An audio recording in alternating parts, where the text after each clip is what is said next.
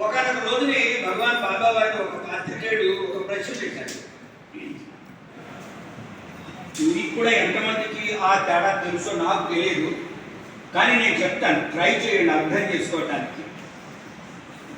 భగవంతుడు ఎలా ఉంటాడు, మనిషి ఎలా ఉంటాడు?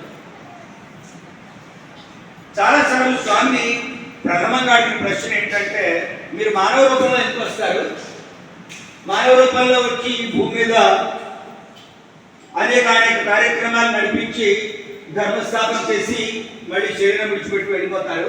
ఒకే ఒక్క సమాధానం ఉంది, అది స్వామివారు వాళ్ళకి వివరించారు. అన్నారు, మీరందరూ మనుషులు కదా, నేను మీతో మాట్లాడాలంటే మనిషిగానే రావాలి, అంతేకాని నేను ఏదో ఏ గుర్రంలాగో ఆవులాగో ఎలాగో వచ్చి నేను మీతో మాట్లాడి మీకు అర్థం కాదు కదా, అంటే నేను మనిషిగానే అవతరించాలి. అందుచేత మానవ రూపం తీసుకుంటాడు, మనుషులు ఉద్ధరించాలి. కాబట్టి మానవ జన్మను ఉద్ధరించాలి. మానవ జన్మని ఎందుకు ఉద్ధరించాలి అసలు అంటే డైలాగ్ జరుగుతాయి, అవి చదువుతుంటే స్వామి తలంతా పడిపోయారు అని చెప్తాడు. ఇంకా ఆయనే రాముడు ధర్మం బోధించడానికి వచ్చారు. మీరందరూ ఎంతో భూమి చేసుకున్నారు, ఎందుకంటే ఈ క్షేత్రంలో కాలు పెట్టడం ఈజీ కాదు. స్వామి ఒక ప్రకటన చేశారు, నా ఆజ్ఞ లేకుండా ఎవ్వడు ప్రశాంతి నిలయ కాంపౌండ్ లో కాలు పెట్టడానికి వీలు. నిజంగా స్వామి అంటూ ఉండేవాడు, ఎవరైనా వచ్చి స్వామి నేను 30 సంవత్సరాల నుంచి ఇక్కడ ఉంటా ఉన్నాను, మరి నన్నేంది స్వామి ఇక్కడ ఇట్లా అంటా ఉన్నాడు అంటే, 30 సంవత్సరాల నుంచి నువ్వు ఉంటే ఇక్కడ నువ్వు కూడా ఒక సాయిబాబాగా అవుతావు. మరి అటువంటి సాయిబాబాని ఎవరన్నా ఏమన్నా అంటున్నారా? నిన్ను అంటున్నారు అంటే నువ్వు 30 సంవత్సరాలు ఉన్నట్టు కాదు అని చెప్పి ఎగ్జాంపుల్ చెప్పేవాడు. కానీ నిజంగా మనం గంగాధర శాస్త్రి గారిని చూస్తే ఈరోజు స్వామిని చూసినట్టు. ఎందుకంటే స్వామి స్వంతంగా వారితో ఎన్నో సందర్భాల్లో మాట్లాడి ఎన్నో సందర్భాల్లో వాళ్ళ జీవితాన్ని ఎలా మలుచుకోవాలని చెప్పినటువంటి స్వామివారు ఏం చెప్పారో అవన్నీ నడుస్తూ ఆచరిస్తూ మనకి ఈరోజు ఆచరించమని చెప్పినటువంటి మరి గంగాధర శాస్త్రి గారికి నిజంగా పాదాలు వందనాలు సార్. మరి మేము వాస్తవంగా చెప్తా ఉన్నాం సార్, ఈరోజు ఇంత అద్భుతంగా మా జీవితాన్ని మలుచుకోవచ్చు అని మీరు సెలవిచ్చినందుకు మిమ్మల్ని మరొకసారి స్వామివారి గారు పంపించినందుకు స్వామివారికి మరొకసారి కూడా కృతజ్ఞతలు చెప్పుకుంటూ, మరి ఇటువంటి మీరు ఇంతకుముందు గతంలో మహబూబ్ నగర్ సమర్పణకు వచ్చారు, కానీ ఆ సమర్పణలో చెప్పిన దానికి ఈరోజు చెప్పిన దానికి చాలా క్వైట్ డిఫరెన్స్. అయితే ఇది వాస్తవంగా ఇది ప్రతి భక్తునికి అవసరం. ఇంకొకసారి మీరు దయచేసి మా విన్నపాన్ని మన్నిస్తూ ఇంకొకసారి మహబూబ్ నగర్ సమర్పణకు వస్తూ ఇటువంటి భాషణం చేయాల్సిందిగా స్వామివారిని నేను మనసారా కోరుకుంటూ మిమ్మల్ని పంపించాలని స్వామివారిని వేడుకుంటా ఉన్నాం సార్. మీరు తప్పకుండా మహబూబ్ నగర్కి సమర్పణకు మళ్ళొకసారి మా దగ్గరికి వచ్చి ఇటువంటి భాషణ ఇప్పుడు ఎలాగైతే మమ్మల్ని ముందుకు నడిచేటట్టుగా చేశారో అలాంటి భాషణం అంతా కూడా మా దగ్గర వచ్చి మళ్ళీ మహబూబ్ నగర్ భక్తులకందరికీ ఇవ్వాలని చెప్పేసి మరి కోరుకుంటూ, కొత్తగా వచ్చినటువంటి వాళ్ళు వీళ్ళంతా నిజంగా ఒకటమ్మా సార్ చెప్పాడు, మనకు పుట్టపర్తికి రావాలంటే స్వామివారి పర్మిషన్ కావాలన్నాడు. పుట్టపర్తికి మనం వచ్చే ముందర మీరు ఒకవేళ చూస్తే 20 కిలోమీటర్ల ముందర మనకు ఒక ఆర్చ్ కనిపిస్తుంది, అది అంతా కూడా స్వామివారి ఏరియా. ఇక ఆ ఆర్చ్ లోపలికి వచ్చినామంటే ఇక స్వామి మనకి అభయం ఇచ్చినట్టే. ఖచ్చితంగా పుట్టపర్తిలో స్వామి మనల్ని పిలుచుకున్నట్టుగా భావిస్తాం. కాబట్టి స్వామి నలుమూలలో కూడా అట్లా ఆర్చులు పెట్టాడు. ఈ పుట్టపర్తిలో అడుగు పెట్టాలంటే సార్ అంటుంటే అటువంటి వాళ్ళు కూడా ఉన్నారని, దాంట్లో నేనే పుట్టపర్తికి రావాలంటే నాకు అనిపించింది మళ్ళీ పోయేది ఉంది. ఎప్పుడు ఆగస్టులో మళ్ళీ మనకి బాల వికాస్ యొక్క పర్తియాత్ర ఉంది, వెళ్ళాలి ఆగస్టులో. మళ్ళీ ఇప్పుడు జూలైలో వెళ్ళి మళ్ళీ ఆగస్టులో 15 రోజులకి వెళ్ళాలి. ఎందుకు లేదు సెలవులు లేవు అని చెప్పి నా మైండ్లో సార్ మమ్మల్ని లేవని చెప్పొచ్చు కదా, నువ్వు ఉడుస్తావు నువ్వు అని కసిరించుకుంటే ఆయన ఏమనకుండా సాయిరాం సార్ వేస్తే ఈత క్లీన్ చేసి నేను వెళ్ళిపోతాను మళ్ళా కూర్చోండి అని చెప్పాడు. వెళ్ళిపోయిన తర్వాత దానిలో నూలుకోబట్టి మా భక్తుల తరపున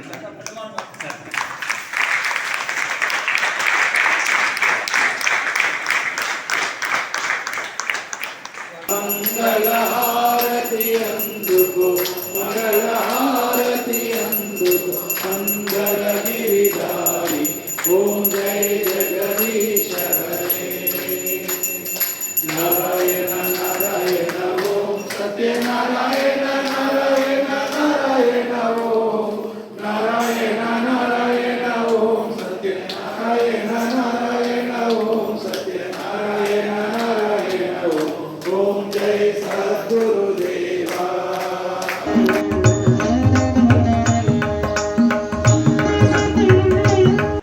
మేము రావడంతోనే మీరు ఫస్ట్ వచ్చినప్పుడు మా అభ్యర్థులను మన్నించి మాకు కావాల్సిన వసతి ఏర్పాట్లు ఎంతో చేశారు, మీకు గుర్తుంది ఆ రోజు.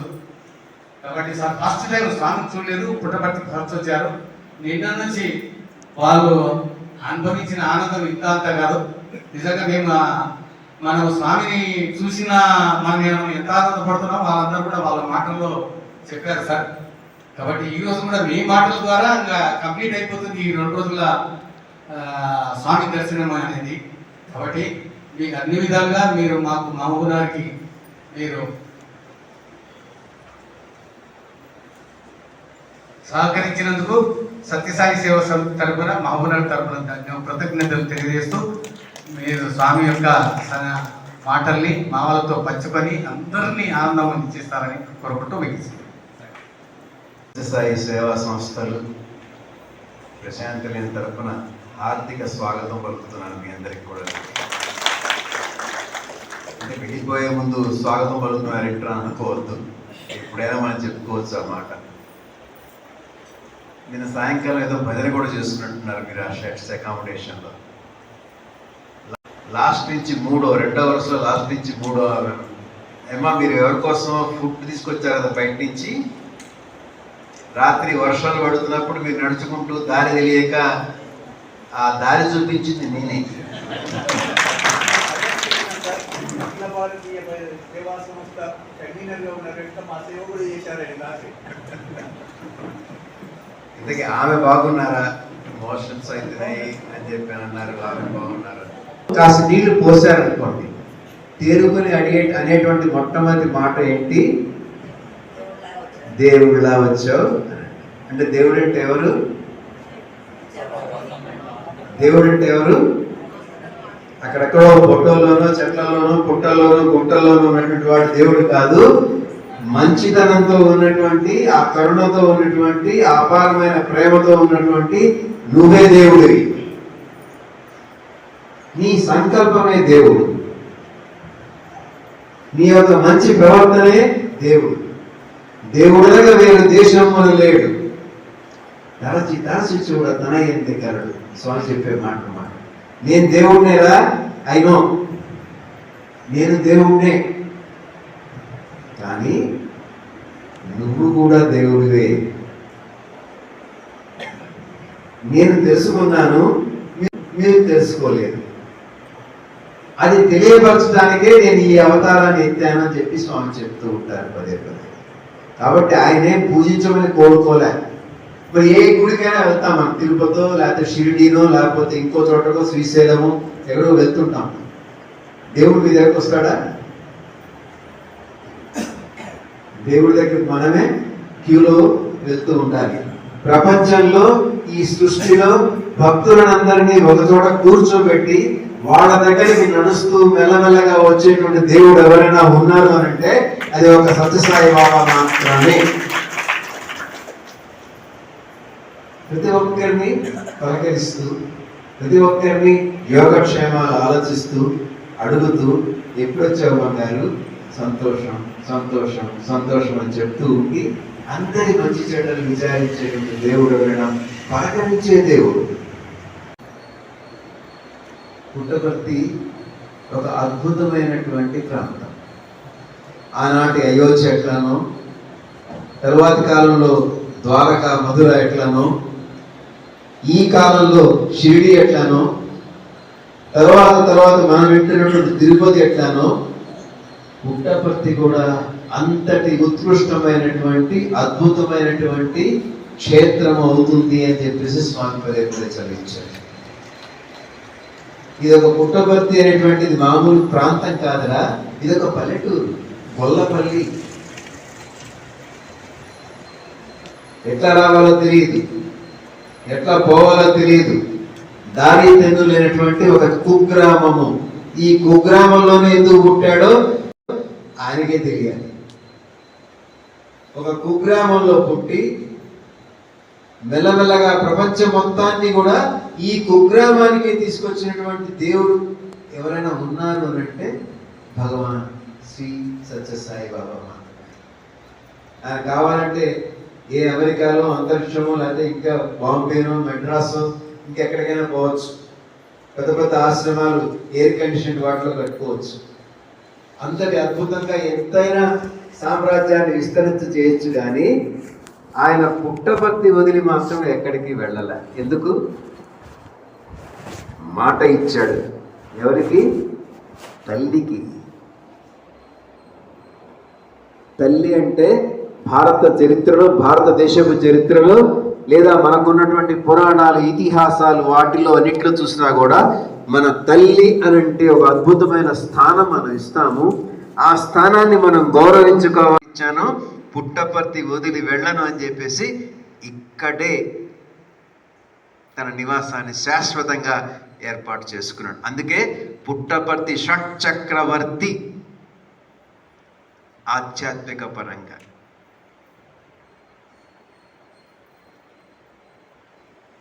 ఏమి చెప్తున్నారు? ఇదే పెద్ద పెద్ద శాస్త్రాలు ఏం చెప్పట్లే స్వామి. ఏదో అర్థం కానటువంటివి, అర్థమైన మనకు అందుబాటులో లేనటువంటి ఏవైనా కొత్త కొత్త విశేషాలంటూ ఏం చెప్పట్లే.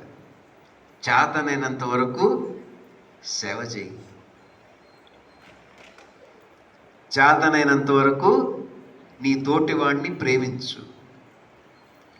ప్రేమించలేకపోయావనుకో పర్వాలేదు, హార్ట్ నెవర్, ఎవరిని బాధించకు. దేవుడు ఎవరు రా అని అడిగారు. అంటే ఏదో ఉంటుంది కదా, మ్యాథమెటిక్స్ టీచరు అంటే ఏంటి, ఏముండాలి? మ్యాథమెటిక్స్ అంటే లెక్కల మాస్టర్ గారు అంటే లెక్కలు తెలిసి ఉండాలి కనీసం. సైన్స్ తెలిసిన వాళ్ళు లెక్కల మాస్టర్ అయ్యుడుగా, లేకపోతే తెలుగు తెలిసిన వాళ్ళు లెక్కల మాస్టర్గా అవరు. సరే, నీ దృష్టిలో దేవుడు అంటే ఎవరు రా అని అడిగారు స్వామి. అంటే వాడికి వచ్చి ఇట్లా కొట్టుకొని, స్వామి దేవుడు అంటే నాకు తెలియదు, సృష్టించేవాడు దేవుడు స్వామి అన్నాడు. అంటే ఈ సకల చరాచర జగత్తు మొత్తాన్ని కూడా, నన్ను, నిన్ను, చెట్టు, చేమ, పుట్ట, పురుగు అన్నిటినీ కూడా సృష్టించిన వాడు దేవుడు. క్వాలిఫికేషన్ బ్రహ్మాండంగా ఉంది. అంతేనా అన్నారు. కాదు స్వామి, ఏ మంత్రం ఉచ్చారణ చేస్తూ సృష్టించాడు? మర మర మర రామ కాదు, మర మర మర రామ రామ రామ రామ రామ రామ రామ. అక్షరం దివ్య స్వరూపం. ఓంకారంలో ఉన్నటువంటి అకార ఉకార మకారాల్లో ఏ స్వరూపాన్నైనా భావించు. నీ మనసులో ఉన్నది ఎవరు? సత్యసాయి. ఓం అన్నప్పుడు నీ మనసులో ఏం కనపడుతుంది? సత్యసాయి. సాయిరామ అన్నప్పుడు ఏం కనపడుతుంది? సత్యసాయి. రామరామ అన్నప్పుడు ఏం కనపడుతుంది? సత్యసాయి. సాయీశ్వరాయ విద్మహే సత్యదేవాయ ధీమహి తన్న సర్వ ప్రచోదయాత్ అన్నప్పుడు ఏం కనపడుతుంది? సత్యసాయి. నీ మనస్సు, నీ నాలిక ఏ మంత్రాన్ని, ఏ నామాన్ని ఉచ్చరించగలదో దాన్ని ఉచ్చరించండి. అంతేగాని నిర్దుష్టముగా ఇదే చదవాలి, ఇదే యంత్రం అని స్వామి ఎప్పుడు చెప్పలేదు. కాబట్టి ఊరికే ఓంకారం చేసుకున్నా కానీ ఆ భావన ఉంటే చాలు. భగవంతుడు భావప్రియుడే కానీ మిగతా ఎటువంటి ఆర్భాటాలకి పోవాల్సిన అవసరం లేదు.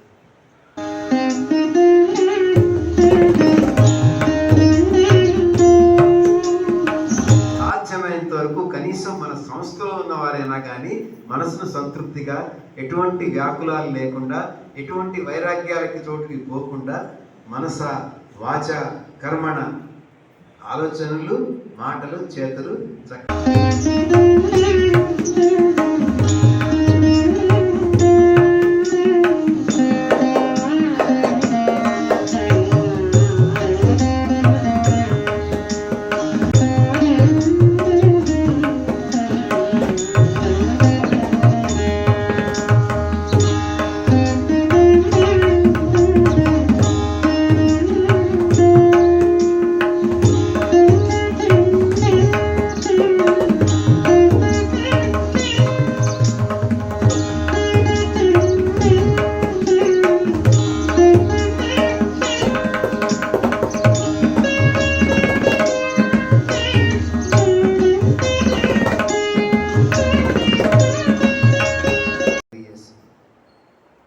నీకు జన్మనిచ్చిన తల్లిని ఎప్పుడు మర్చిపోవద్దు.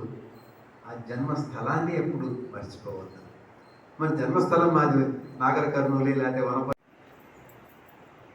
ఇంతవరకు ప్రతి మానవ జన్మ కూడా సంకల్పం అయితే మంచి సంకల్పం చేసుకోవచ్చు. ఆ సంకల్పానికి తగినట్టుగా మనం యాక్షన్ చేస్తున్నాం అనేటువంటి భావన మనకు ఉంది. ఎందుకంటే ఈ రోజు ఒక విధంగా మరొక రోజు ఒక విధంగా ఉంటాం కాబట్టి మరి అట్లాగా యాక్షన్ చేయకుండా అది అటిట్యూడ్గా మార్చుకునేటట్టుగా సార్ మనకి ఇంతవరకు సెలవిచ్చాడు. ప్రతి విషయంలో కూడా మనం ఏదైతే సంకల్పం చేసుకుంటామో అంటే మనస వాచ కర్మణ అనే విషయం ఏదైతే చెప్పాడో మనం సంకల్పం చేసుకునే దానికి యాక్షన్ చేయడమే కాకుండా దాన్ని యాటిట్యూడ్గా మనం నిత్య జీవితంలో ఆచరించే విధంగా మార్చుకోవాలి అనేటువంటి విషయాన్ని మనకు తెలియజేసి ఎన్నో చాలా విషయాల్ని మనకు ఊటంకించి ఇక్కడ మనల్ని మంచి మార్గంలో నడవడానికి తోడ్పడేటట్లుగా వారిని ఇక్కడికి నడిపించినటువంటి ఆ సత్యసాయినాథునికి మొట్టమొదటిగా ప్రణామాలు అందిస్తున్నాను స్వామి. మరి అలాగే మరి మనోరెడ్డి గారు ఒక విషయం చెప్తారన్న తర్వాత ఓం శ్రీ సాయిరామ్. స్వామి చరణాలకు ప్రణామాలతో పెద్దలు కోటేశ్వరరావు గారు. ఇప్పుడు ఎందుకంటే మనం అంతా ఒకటే కాబట్టి షేర్ చేసుకుంటున్నాం. మా సాయిబాబు గారు మీతో సత్సంగం అని మాట తీసుకున్నారు సార్. యాక్చువల్గా తీసుకున్న తర్వాత నిన్నటి నుంచి అన్ని ప్రదేశాలకు తిరుగుతూ మా వాళ్ళందరూ కూడా ఉదయం కూడా బాగా తిరిగినారు. చిత్రావతి అంతా అలసిపోయి మంచిగా తిన్నారు. 2 గంటలకు సార్ టైం ఇచ్చాము. ఏం సార్ మనోరెడ్డి సార్ వస్తారో రారో అని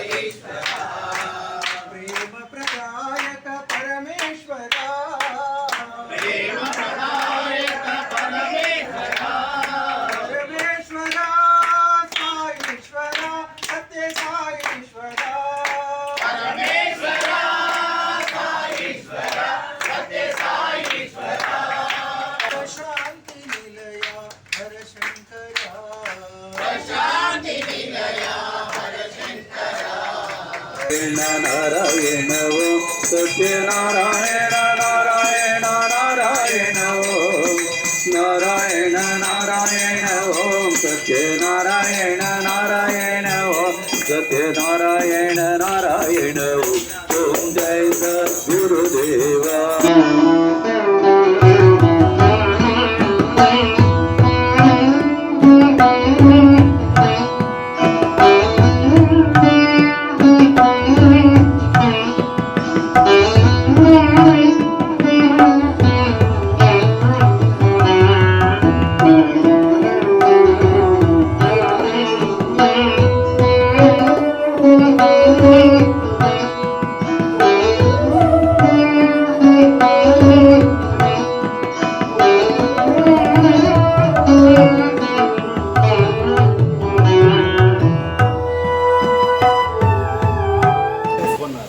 చేసుకొని ఏమైందంటే ఆ నీలమైన బాల్లో వచ్చి స్వామి ఆకాశం నుంచి కడుపులో వచ్చి ప్రవేశం చేశారు.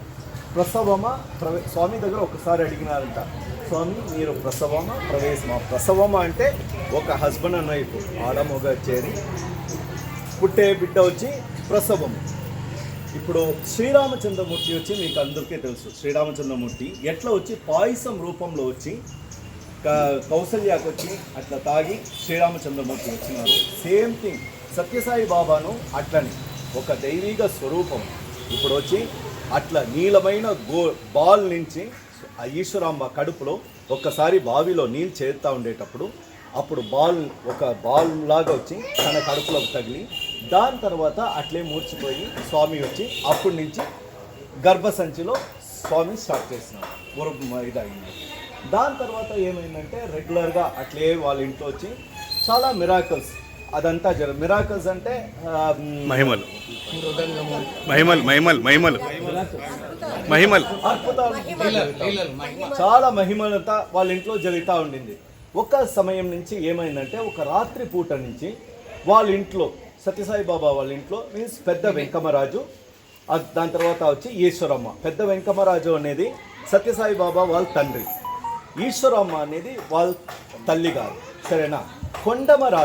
కొండమరాజు అంటే వాళ్ళ తాతగారు ఏమైందంటే ఒక రాత్రి పూట నుంచి వాళ్ళ ఇంటి నుంచి మృదంగము ఇవ్వాలంటే వాళ్ళ ఇంట్లో అంతా పెద్దోళ్ళంతా వచ్చి చాలా సంగీత విద్వాంసులు. సో వాళ్ళ ఇంట్లో హార్మోనియం కానీ తబలా మృదంగము గంజరా జాల్రా అదంతా వాళ్ళ ఇంట్లో వచ్చి అక్కడ పెట్టింటే రాత్రి పూట అదే తనకు తానే వచ్చి మోలిగేదానికి స్టార్ట్ అయింది. ఒక్క రోజు అంటే పర్వాలేదు, 2 రోజు అంటే పర్వాలేదు, కంటిన్యూస్గా అట్లా రాత్రిపూట వచ్చి ఆ వాద్యం సౌండ్ అంతా వింటే చాలా రమ్యం అంటే చాలా ఇంపుగా ఉంటుంది. ఇప్పుడు దెయ్యం వచ్చే సౌండ్ వేరే, ఇట్లా రమ్యంగా ఉండే సౌండ్ వేరే, అట్లా రమ్యంగా ఉంది.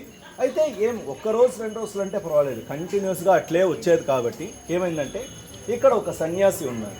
సన్యాసి దగ్గర పోయి కొండమరాజు ఎవరు సత్యసాయి బాబా వాళ్ళ తాతగారు పోయి స్వామి ఇట్లా మా ఇంట్లో రాత్రిపూట ఇట్లంతా వచ్చి సౌండ్ వస్తూ ఉంది హార్మోనియం నుంచి, తర్వాత అది వినేదానికి చాలా ఇంపుగా ఉంది అని చెప్పి అడిగితే ఆ సన్యాసి ఏం అడిగినారంటే మీ ఇంట్లో ఎవరైనా గర్భస్త్రీ ఉన్నారా అని చెప్పి అడిగిన. అవును స్వామి, మా కోడలు ఈశ్వరమ్మ గారు ఉన్నారు, అట్లంటే మీ ఇంట్లో ఒక దైవీక శక్తి పుట్టుతుంది అని చెప్పింది. ఆ ఇల్లు ఆ సౌండ్, ఆ మ్యూజికల్ ఇన్స్ట్రుమెంట్స్ రాత్రిపూట అంతా వచ్చి వాళ్ళకంతా వచ్చి దేవామృతంగా మీన్స్ దివ్యామృతంగా ఉండే ఆ సౌండ్ వచ్చిండేది ఎక్కడంటే ఈ స్థలంలోనే ఆ సౌండ్ అంతా వచ్చింది. దాని తర్వాత ఏమైందంటే అది అట్లే కంటిన్యూ అవుతా ఉంటుంది. స్వామి వచ్చి ఈశ్వరమ్మ గారు పొద్దున సత్యనారాయణ స్వామి వ్రతం ఒకటి అటెండ్ చేసేసి దాని తర్వాత ఈశ్వరమ్మ గారు వచ్చి ఆ ప్రసాదం తినింటాం కాబట్టి ఈశ్వరమ్మకి సత్యసాయి బాబా వచ్చి పుట్టినారు. సత్యసాయి బాబా పూర్వం పేరేమంటే సత్యనారాయణ రాజు అంటే వాళ్ళు రాజుల వంశం అంటే ఎవరు? రాముడు ఉన్నారు కదా, క్షత్రియులు, రాజవంశం రాజులు, సత్యనారాయణ రాజు ఆ వంశం ఉండేది కాబట్టి సత్యనారాయణ రాజు. ఆ పొద్దున వాళ్ళు వచ్చి సత్యనారాయణ స్వామి ప్రసాదం తినేది కాబట్టి సత్యనారాయణ రాజు అని చెప్పి పెట్టినారు. దాని తర్వాత వచ్చి ఆ రోజు ఏమైందంటే అప్పుడు మధ్యాహ్నం పూట వచ్చి పుట్టిన పిల్లోడిని పండు పెట్టిండే సత్యసాయి బాబాని పండు పెట్టింటే సడన్గా అది సత్యసాయి బాబాని ఇట్లా తీసేటప్పుడు ఆ పడక నుంచి ఒక పెద్ద నాగపాము ఇక్కడ పోయింది. ఆ ప్లేస్ అంటే ఇదే స్థలంలోనే ఆ పెద్ద పాము వచ్చి పోయిండేది ఇదే స్థలం. శివుడున్న చోటే ఇప్పుడు వచ్చి ఆ ప్లేస్లోనే వచ్చి సత్యసాయి బాబా ఇల్లుగా ఉండింది. దాని తర్వాత దాన్నంతా పగులు కొట్టేసి ఇన్ ద ఇయర్ 1979లో స్వామి వచ్చి ఈ శివ విగ్రహాన్ని ప్రతిష్ఠ చేశారు. అప్పటి నుంచి ఇప్పటి వరకు డైలీ పూజలు కానీ లేదంటే ఏమైనా ఒక ఇది. దాని తర్వాత ఇక్కడ వచ్చి ఏం అంత స్పెషాలిటీ అంటే నేను వచ్చి 1.5 year 1.5 సంవత్సరం అయింది. 1.5 సంవత్సరం తర్వాత నాకు వచ్చి చాలా మిరాకిల్స్ వచ్చి చెప్పినారు. స్వామి ఇక్కడ వచ్చి మేము వచ్చి చాలామంది చెప్పిండేది ఇక్కడ వచ్చి మేము వేడుకుంటే స్వామి ఇప్పుడు ఒక ఎగ్జాంపుల్కి స్వామి నాకు చాలా ఆకలి అవుతుంది, యాపిల్ కావాలా అని చెప్పి మీరు అడుగుతారు. స్వామి వచ్చి యాపిల్ రూపంగా ఈకోకుండా ఉంటేను అట్లీస్ట్ ఒక అరటిపండు రూపమైనా ఇస్తారు. ఎట్లా అంటే నాకు తెలిసిన వాళ్ళు నాకు గుర్తొచ్చిండే చెప్తాను. ఇక్కడ ఒక ఏమో వచ్చి రెగ్యులర్గా స్వామి దగ్గర సోమవారం వచ్చి డైలీ పొద్దునే వచ్చేసేది పూజ అదంతా చేస్తూ ఉంటారు. ఎందుకోసమో వాళ్ళ కొడుకు వచ్చి ఇక్కడ గవర్నమెంట్ ఎంప్లాయీగా ఉన్నారు టెంపరవరీగా. అది పర్మనెంట్ కావాలా అని చెప్పేసి ఆయమ్మ చాలా కోరికతో ఉన్నారు. ఏమైందంటే స్వామి దగ్గర ఏమి యాపిల్ అడిగితే మీన్స్ యాపిల్ అడిగినామంటే అరటిపండు ఇస్తారు, ఓకేనా. ఆయమ్మ అడిగిండేదేమి ఇట్లా మా కొడుకుకి వచ్చి ఎట్లయినా పర్మనెంట్ చేయవల్ల స్వామి అని చెప్పి ఆయమ్మ అడిగినారు. అయితే 9 సంవత్సరంగా ఆయమ్మ కూతురికి వచ్చి ప్రెగ్నెన్సీ మీన్స్ కడుపుతో లేకోకుండా ఉండింది. సడన్గా ఇక్కడ వచ్చిన తర్వాత 8వ నెలలో మళ్ళీ ఆయమ్మ కూతురికి వచ్చి ప్రెగ్నెన్సీ అయింది. అదే మనం అడిగిండేది యాపిల్ అడిగితే స్వామి వచ్చి తనకి ఈక్వల్గా ఉండే బనానా. ఆయమ్మ ప్రెగ్నెన్సీ ఇప్పుడు వాళ్ళంతా వచ్చి చాలా సంతోషమయ్యి ఇప్పుడు ప్రెగ్నెంట్ నుంచి డెలివరీ అయ్యి ఇప్పుడు ఆయమ్మ వచ్చి వాళ్ళ కూతురికి సర్వీస్ ఇక్కడే ఉన్నారు. ఇక్కడే వాళ్ళ సర్వీస్ రెగ్యులర్గా వచ్చి మళ్ళీ ఇప్పుడు సోమవారం రెగ్యులర్గా స్టార్ట్ అయినారు. చాలా సంతోషము. దాని తర్వాత నా ఎక్స్పీరియన్స్ ఏమంటే ఒక మొబైల్ కొత్తగా మొబైల్ తీసుకొని నేను వచ్చి యూజువల్గా నా దగ్గరే ఉంటుంది. ఎట్లా తెల్లే బండి పైన పెట్టినాను, బండి పైన అది ఎట్లో పెట్టేసినాను. మీలాంటి వాళ్ళు చాలామంది వచ్చి ఆ రోజు ఇది ఉంది పర్తియాత్ర లాగా ఒక 100 మంది పైన వచ్చేసి స్వామిని దర్శనం చేసుకొని పోయినారు.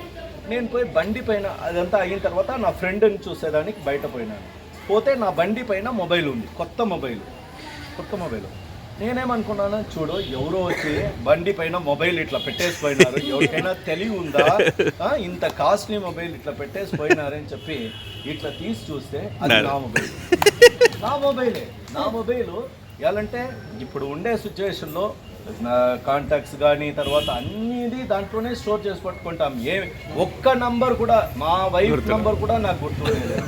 ఎవరికి గుర్తుండే మీ వైఫ్ నంబర్ ఎవరు వైఫ్ నంబర్సే గుర్తుండేలేదు. అన్నీ ఎట్లా అవుతుంది. సో కాస్ట్లీ మొబైల్ ఇంతమంది ఒక్కరు అడవుల యందున్న ఆకాశముననున్న పట్టణముననున్న పల్లెనున్న గుట్ట మీదనున్న నట్టేటబడియున్న లేని వాణి సాయినోము ఎక్కడైనా ఉండు కానీ నీ హృదయాన్ని పవిత్రం చేస్తా. ఈ పవిత్రమైన ప్రేమను నీవు పెంచుకో. ఆ ప్రేమ చేతని నీ జన్మ సార్థకం కాకుండా ఇంకా నీ యొక్క కుటుంబమే కాకుండా నీ పరివారం కూడాను నీ యొక్క పరిసర ప్రాంతంలో వారు కూడాను పవిత్రం చేయడానికి అవకాశం అవుతుంది.